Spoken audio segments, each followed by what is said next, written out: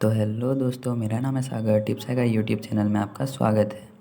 आज मैं आप लोगों को ग्रेनेड की कुछ टिप्स देने वाला हूं, जिससे आप अपने ग्रेनेड को M79 लॉन्चर की तरह चला सकेंगे। आप अपने ग्रेनेड को M79 लॉन्चर की तरह चला सकेंगे और बहुत से टिप्स दूंगा जिसमें आप कवर के फाइट्स, टाइमिंग, सब चीज़ सीख जाओगे। तो चलो शुरू करते हैं। पहले हम करेंगे मेंटेनिंग डिस्टेंस। पहले डिस्टेंस मेंटेन करने के बारे में सीखेंगे हम। तो चलो शुरू करते हैं। देखो, पहले ये बंदा मेरे को मार रहा था। मेरे पास अच्छा लूट तो था नहीं उस टाइम पे। एक फ्लैश स्क्वाड है। पहले मैं उससे दूर गया, डिस्टेंस मेंटेन किया, फिर आगे जाके ग्लू वॉल लगा के उसको ग्रेनेड से मारूंगा। और अगर आप किसी भी कवर में हो तो कवर कभी मत छोड़ो। कवर के पीछे कुक कर लो, उसके बाद फेंको। ग्रेनेड मैंने पहले फेंका, मेरा टाइम सही नहीं था, इसी वजह से वो बीच में ही फट गया। लेकिन अब टाइम सही है। देखो, मेरे दोनों बंदे को मैंने मार दिया। तो पहले डिस्टेंस मेंटेन करना। जैसे कि अगर आप डिस्टेंस मेंटेन नहीं करते, देखो आपका ये हाल है।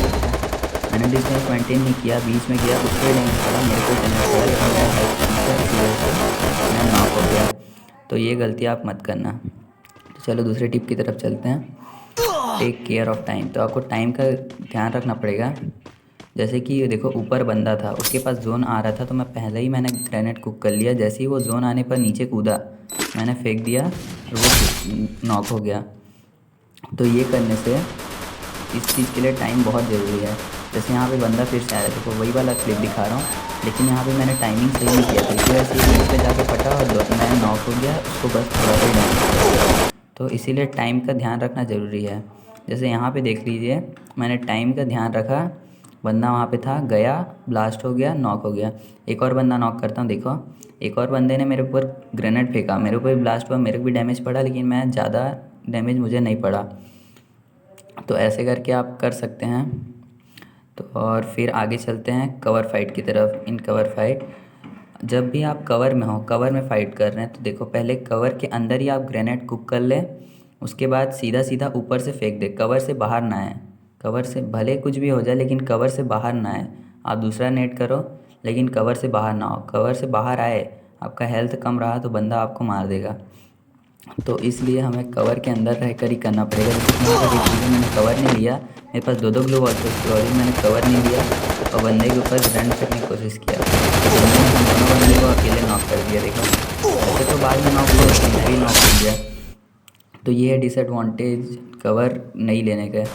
तो कवर लेना ज़रूरी है। फिर उसके बाद तो आ गए मेरे बंदे वैसे रिवाइव करने, लेकिन ये चीज़ सही नहीं है, आप ऐसा कभी नहीं करें ना। तो इसके बाद हम लोग चलते हैं टावर की तरफ। टावर में, स्नाइपर टावर में जब फाइट होता है, स्नाइपर टावर के ऊपर जब कोई बंदा बैठा होता है, तो हमें क्या करना है, पहले तो उससे डिस्टेंस मेंटेन करना है, उसके पास में जाना है, पूरा नीचे जाके खड़े हो जाना है। उसके बाद ग्रेनेड लो, और जो उसका ऊपर का हिस्सा है, ऊपर का, ऐसे तो बंदा अंदर बैठ के बच सकता है, लेकिन जो उसका ऊपर का हिस्सा रहता है, वहाँ पे जस्ट मारो, 3 सेकंड का कुक कर लो, 1 सेकंड जैसे ही बचे फेंक दो। उससे पूरा का पूरा टावर कवर हो सकता है। और जैसे पूरा स्क्वाड बैठा हुआ है, तो पूरा स्क्वाड ख़त्म हो जाएगा। इधर देखना, मैंने बंदों को ऐसे आसानी ही मार दिया। तो टावर का क्लिप दिखाता हूँ आपको। जैसे कि देखो, यहाँ एक डुओ बैठा हुआ था, मेरा बंदा दूर से डैमेज दे रहा था, इसी वजह से गिर के नॉक हो गया।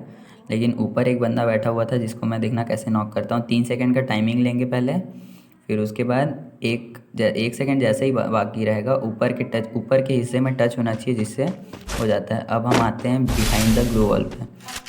तो जब भी आप ओपन में फाइट कर रहे हो, तो ये चीज़ आपके लिए बहुत इंपॉर्टेंट। जब सामने ग्लू वॉल लगा के एक बंदा खड़ा हो, हम भी ग्लू वॉल लगा के, हाँ, तो हमेशा ग्लू वॉल के पीछे से हमें ग्रेनेड कुक करना है, उसके बाद फेंक देना है। इससे हमारा फ़ायदा ये होगा कि बंदा हम पर रश भी नहीं कर पाएगा, और उसे पता चलने से पहले वो भागने का उसको कोई मौका ही नहीं मिलेगा। देखो, जैसे कि मैंने फेंका, टाइमिंग लगा के 2 सेकंड का, उसको भागने का मौका ही नहीं मिला, गया और फट गया।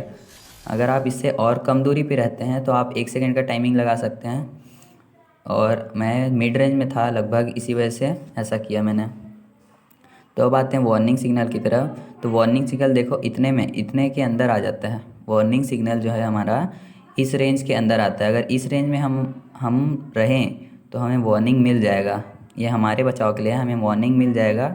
कि इधर से ग्रेनेड आने वाला है, तो आप उसके हिसाब से पहले से वहाँ से हट सकते हैं, डॉज कर सकते हैं। और अगर इसके रेंज से दूर है बंदा, तो फिर आपको पता नहीं चल पाएगा। तो इस चीज़ की इससे बचाव के लिए हमें मूवमेंट करते रहना चाहिए। तो मूवमेंट करना कभी मत छोड़ना, स्टेबल कभी मत बैठना। ओके बाय गाइस, कैसा लगा वीडियो? अगर अच्छा लगा तो लाइक करें, कमेंट करें, सब्सक्राइब करें, शेयर करें।